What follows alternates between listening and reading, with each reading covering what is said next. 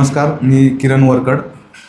एक 2 वर्षापूर्वी आमचं 3 महिन्याचं बाळ त्याचे ठोके आले नव्हते म्हणून आम्हाला अबॉर्ट करावं लागलं होतं.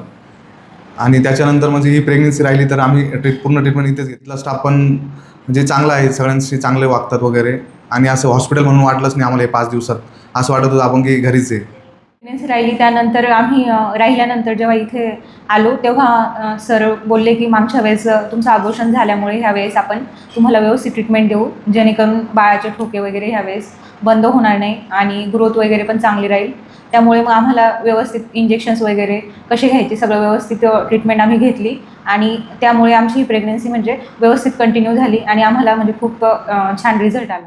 म्हणजे जे आम्हालाही काही माहीत नव्हतं, पण त्या सगळ्या गोष्टी त्यांनी आम्हाला समजून सांगितल्यामुळं आमची प्रेग्नन्सी ह्यावेळेस व्यवस्थित राहिली आणि छान आज हेल्दी बाळ आमच्याकडे आहे.